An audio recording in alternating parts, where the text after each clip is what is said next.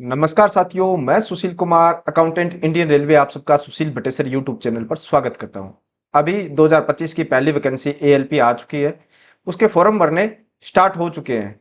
तो अभी आपको कौन सा जोन चूज करना चाहिए, कहां से आपको फॉर्म अप्लाई करना चाहिए, क्या क्या उसमें देखना चाहिए, ये सब मैं इस वीडियो में जानकारी आपको देने वाला हूं। यदि आप मेरे चैनल पर नए हो तो चैनल को सब्सक्राइब कर लें। जैसा सबसे पहले हम देखते हैं कि फॉर्म की लास्ट डेट कब है। तो लास्ट डेट आपको पता है कि 11 मई आपकी लास्ट डेट है। उसके बाद लास्ट सबमिशन जो पेमेंट की है वो 13 मई है।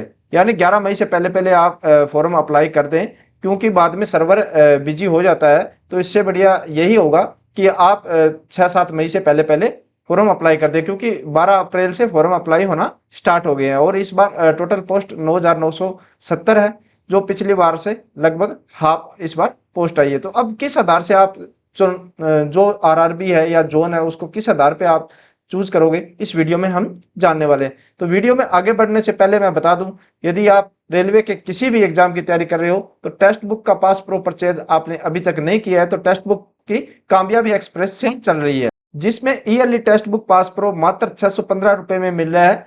यदि इसमें आप मेरा कोड बीएटी यूज करते हो तो आपको 12% इंस्टेंट डिस्काउंट भी देखने को मिलेगा। टेक्स्ट बुक के रिजल्ट आप यहां देख सकते हो, जैसे एसएससी सीजीएल में टॉप रैंकर टेक्स्ट बुक के स्टूडेंट थे। इसके अलावा एसएससी सीएचएसएल के भी टॉप रैंकर टेक्स्ट बुक के ही स्टूडेंट थे। तो टेक्स्ट बुक डाउनलोड करने का लिंक मैंने डिस्क्रिप्शन में दे दिया है, वहां से जाकर डाउनलोड करें और text book pass pro purchase करें और मेरा कोड बीएटी यूज कर एक्स्ट्रा डिस्काउंट पाएं।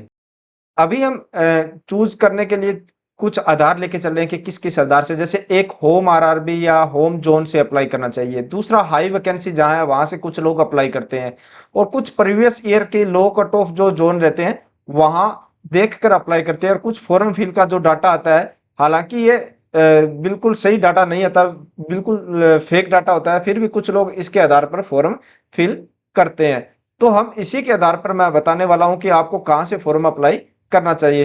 तो यहां आप देखोगे इस बार वैकेंसी कितनी वैकेंसी है। पिछली बार वैकेंसी थी 18,799, इस बार 9,970, यानी 8,829 वैकेंसी कम है। मगर फिर भी कुछ जोन में वैकेंसी इंक्रीज हुई है। जैसे अजमेर में 761 थी, इस बार 820 है, 59 इंक्रीज हुई है। चंडीगढ़ में 109 वैकेंसी इंक्रीज हुई है। मुजफ्फरनगर में 51 वैकेंसी इंक्रीज हुई है। 702 वैकेंसी रांची में इंक्रीज हुई है और 8 वैकेंसी सिलीगुड़ी में इंक्रीज हुई है। बाकी जगह डिक्रीज वैकेंसी हुई है। अभी पहला आधार था हमारा कि हम आरआरबी जो चूज करें वो हमारा होम आरआरबी हो। तो यह मैं आपको बता दूं कि रेलवे में ट्रांसफर पॉलिसी है जो, वो बहुत ही टफ पॉलिसी है। यदि आपको म्यूचुअल ट्रांसफर मिल जाता है तो अच्छी बात है, अदरवाइज आपका ऑन रिक्वेस्ट ट्रांसफर होना बड़ी मुश्किल बात है। और ये जो सेफ्टी कैटेगरी की रनिंग पोस्ट है तो इसमें ट्रांसफर बड़ा मुश्किल हो जाता है। म्यूचुअल में भी आपको रिलीव करने में टाइम लेते हैं, तो ऑन रिक्वेस्ट में तो बहुत ज्यादा टाइम लगता है। तो इसलिए मैं कहता हूं यदि आपकी तैयारी अच्छी है और आप के अंदर अपना कॉन्फिडेंस है कि मैं अपने होम आरआरबी से फॉर्म अप्लाई कर यहाँ सिलेक्शन ले सकता हूं, तो इसकी सबसे बड़ी बात है कि आप अपने घर के पास आपकी ज्वाइनिंग हो सकती है। आप छोटे मोटे फंक्शन आप अटेंड कर सकते हो, क्योंकि एएलपी में आपको छुट्टी बहुत कम मिलती है। इसलिए मेरा मानना है कि होम आरआरबी चूज करोगे तो आप घर के पास रहोगे, तो अपनी फैमिली के साथ रहोगे और अपने छोटे मोटे फंक्शन जो भी घर पे होते हैं उनको अटेंड कर पाओगे। अदरवाइज आप किसी अदर जोन से या आरआरबी से अप्लाई कर रहे हो और वो आपसे के घर से 1,000-1,200 किलोमीटर दूर है, तो इतनी छुट्टियां रेलवे आपको नहीं देगा, क्योंकि ये रनिंग स्टाफ होता है। तो इसमें आपको छुट्टी बहुत कम मिलती है। दूसरा आधार रहता है हमारा हाई वैकेंसी, कि हाई वैकेंसी जहां से सबसे ज्यादा वैकेंसी आई वहां से फॉर्म अप्लाई कर दिया। ऐसे वो अभ्यर्थी होते हैं जिनकी तैयारी बस नाम मात्र की तैयारी होती है और वो सिर्फ वैकेंसी को देखते हैं, फॉर्म डाल देते हैं। जैसे इस बार रांची में 1,213 वैकेंसी है, सिकंदराबाद में 1,500 वैकेंसी है। तो यहाँ से वो फॉर्म अप्लाई करते हैं। ये सिर्फ फॉर्म जो अप्लाई होते हैं उनमें इंक्रीज करते हैं, जो आपके टोटल फॉर्म फिल डाटा होता है उसके में नंबर इंक्रीज हो जाता है, बाकी इससे कोई फर्क नहीं पड़ता। हालांकि जो होम आरआरबी है वो आरआरबी सिकंदराबाद है या रांची है, तो वो अपने होम आरआरबी से तो फॉर्म भरेंगे, या जो पड़ोसी आरआरबी है यानी नजदीक रहता है। जैसे मेरी बात करूं मैं, तो मेरा वैसे होम आरआरबी की बात करूं तो आरआरबी अजमेर है, मगर अजमेर हेडक्वार्टर मेरे घर से 500 किलोमीटर दूर है। वहीं आरआरबी चंडीगढ़ मेरे घर से मात्र 250 किलोमीटर दूर है। तो मैं आरआरबी चंडीगढ़ से फॉर्म अप्लाई किया, चाहे वो ग्रुप डी हो चाहे एनटीपीसी हो, दोनों में आरआरबी चंडीगढ़ से मैंने अप्लाई किया।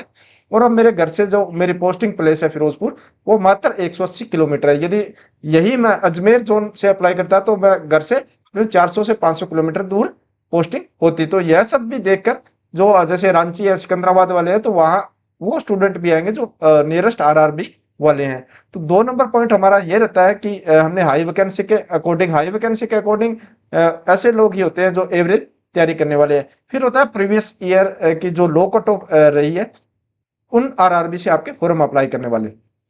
तो उनमें ये जो कैंडिडेट रहते हैं यहाँ से जो अप्लाई करने वाले हैं, तो उनकी बता दूं कि ये काफ़ी एनालाइज करने के बाद अपने फॉर्म अप्लाई करते हैं, और इनकी तैयारी भी मैं मानता हूँ कि अच्छी होती है। बहुत कम ऐसे लोग होंगे जो सेफ जोन और डेंजर जोन के चक्कर में सेफ जोन से अप्लाई कर रहे हैं या कोई डेंजर जोन से अप्लाई कर रहा है।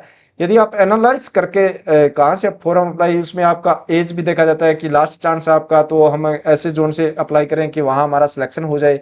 फिर यदि हमारे पास मैक्सिमम चांस, अभी हम स्टार्टिंग ही की है, क्योंकि रेलवे ने बोला कि हर साल वैकेंसी आएगी, आएगी नहीं आएगी ये आगे की बात है, मगर 2024 में आई है, 2025 में आई है, तो हो सकता है 2026 में ही आए। तो हमें होम आरआरबी के साथ जाना चाहिए। यदि फिर भी आपको नियरेस्ट आरआरबी में कहीं लो कट ऑफ नजर आती है, तो आप वहां से भी अप्लाई करते हो। तो यहाँ आप देख सकते हो कि लोएस्ट कट ऑफ वाले कौन से, जब 2024 की कट ऑफ आपको एएलपी सीबीटी फर्स्ट की दिखा रहा हूँ, जिसमें चंडीगढ़ में 324 वैकेंसी थी मात्र। और यहाँ लोएस्ट कट ऑफ रही थी, आप जर्नल की देख सकते हो 40, फिर एससी एसटी की देख सकते हो 30, 25 और ओबीसी की 30, यानी लोएस्ट कट ऑफ रही थी। उस टाइम सबसे कम लोएस्ट कट ऑफ आप यहाँ देख सकते हो, चंडीगढ़ की सबसे कम, फिर भोपाल, फिर तिरुवनंतपुरम। यहाँ नंबर ऑफ पोस्ट भी लिखा हुआ है 324, 833 और 233। हालांकि वैकेंसी अदर जगह जैसे सिकंदराबाद में 2528 वैकेंसी थी, मगर यहाँ कट ऑफ आप देख रहे हो 62 के आसपास जा रही थी। वहीं डेंजर जोन में आप देखोगे जहां नंबर ऑफ वैकेंसी 38 और 38 कम है, तो ये तो मान सकते हैं कि यहाँ कट ऑफ आपकी हाई जाने वाली है। गोरखपुर में भी नंबर ऑफ वैकेंसी कम थी, कोलकाता में नंबर ऑफ वैकेंसी ज्यादा होने की वजह से भी कट ऑफ हाई गई, क्योंकि वहाँ जो फॉर्म फिल आए हुए थे, हाईएस्ट फिल हुए थे। उसके बाद मालदा और सिलीगुड़ी की देखोगे तो सिलीगुड़ी में नंबर ऑफ वैकेंसी कम थी, इस वजह से आई गई। और मालदा और कोलकाता पास पास रीजन है, और इस वजह से जो बिहार क्षेत्र या नॉर्थन वाला जो भी क्षेत्र है, यूपी, बिहार, राजस्थान के जो कैंडिडेट थे, उन्होंने वहां नंबर ऑफ वैकेंसी ज्यादा देख के फॉर्म अप्लाई किया था, तो इस वजह से वहां ज्यादा कट ऑफ गई थी। हालांकि बिलासपुर में भी अच्छी खासी वैकेंसी थी, यहाँ एवरेज कट ऑफ आप देख सकते हो 58 के आसपास। क्या जहां ज्यादा वैकेंसी होती है वहां एवरेज कट ऑफ रहती है, ये नहीं कि बहुत ज्यादा कट ऑफ वहां जाने वाली है या बहुत ज्यादा कम जाने वाली है, ऐसा कुछ नहीं है। तो ये कट ऑफ के अकॉर्डिंग यदि आप जाना चाहते हो, तो कट ऑफ के अकॉर्डिंग देख सकते हो कि चंडीगढ़, भोपाल और तिरुवनंतपुरम की लास्ट टाइम कम रही थी।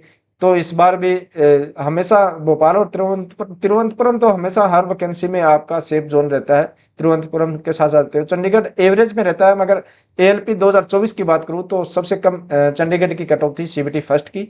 भोपाल बिलासपुर के साथ भी जा सकते हो। यहाँ नंबर ऑफ वैकेंसी भी आप देख सकते हो। इस बार देखोगे वैकेंसी, बेंगलुरु में आपकी वैकेंसी नहीं है, एक ये देख लेना। बाकी सभी जगह वैकेंसी है, बेंगलुरु में कोई वैकेंसी इस बार नहीं है ये। फिर आते हैं जो फॉर्म फिल डाटा। तो फॉर्म फिल डाटा जो भी यूट्यूबर आपको अभी बता रहे हैं, वो फेक डाटा आता है। अभी कोई सही डाटा नहीं आता, और न ही आरटीआई में आपका जो भी आरआरबी या जोन है, वो आपको डाटा प्रोवाइड करवाता है। जब तक फॉर्म फिल की लास्ट डेट नहीं आ जाती, तब तक कोई फॉर्म फिल जो डाटा है वो प्रोवाइड नहीं करवाते। ये एक अनुमान लगाया जाता है कि कितने फॉर्म अप्लाई हुए, हालांकि ये बिल्कुल सही नहीं मानता है। 50-50 हो सकता है कि 50% सही हो। तो कुछ लोग इस डाटा के आधार पे भी फॉर्म अप्लाई करते हैं कि कहाँ से फॉर्म अप्लाई कम हो रहे हैं, कहाँ से ज्यादा हो रहे हैं, इसके अकॉर्डिंग जहाँ से कम हो रहे हैं वहां से अप्लाई करते हैं। मेरा मानना है कि ऐसा कुछ फैक्टर चलता नहीं है ऐसा। यदि आप होम आरआरबी या फिर प्रीवियस ईयर कट ऑफ के साथ जाते हो, तो वो दोनों ही आपके लिए सेफ है। तो आपको क्या करना है, यह मैं आपको अपने ऊपर छोड़ता हूँ कि या तो आप होम आरआरबी के साथ जाइए, आपके मैक्सिमम चांस है, छोटी एज है और अपने आप में कॉन्फिडेंस है आप में सिलेक्शन लेने का, तो आप होम आरआरबी के साथ जाइए। अदरवाइज आप लो कट ऑफ वाले जो जोन है 2018 और 2024 में लो कट ऑफ रही है, उन जोन के साथ जा सकते हो। 2018 वाली भी मैं नेक्स्ट वीडियो में आपको कट ऑफ बता दूंगा कि 2018 और 2024 में कंपैरिजन करके, और 2025 में अभी क्या कट ऑफ रह सकती है, ये मैं कंपैरिजन कर दूंगा। फिलहाल आप इन दो जो पॉइंट है हमारे, होम आरआरबी और प्रीवियस ईयर लो कट ऑफ वाले, इनके साथ जा सकते हो। इनके आधार पर अपने फॉर्म अप्लाई कर सकते हो। अभी लास्ट डेट आपको पता है 13 मई है, उसके बाद आपके फॉर्म फिल होना बंद हो जाएंगे। वैसे 11 मई या 13 मई आपकी पेमेंट की डेट है, तो उम्मीद करता हूं कि आप 6 से 7 तारीख के आसपास फॉर्म अप्लाई कर चुके होंगे। तो यह वीडियो आपको कैसी लगी? अच्छी लगी हो तो लाइक करें, दोस्तों के साथ शेयर करें। इसके अलावा आप मुझे टेलीग्राम या इंस्टाग्राम पर भी फॉलो कर सकते हो, जिसका लिंक मैंने डिस्क्रिप्शन में दे दिया है। वीडियो में यहाँ तक बने हो, चैनल को सब्सक्राइब नहीं किया तो चैनल को सब्सक्राइब करें। मिलते हैं नई जानकारी के साथ नई वीडियो में। धन्यवाद।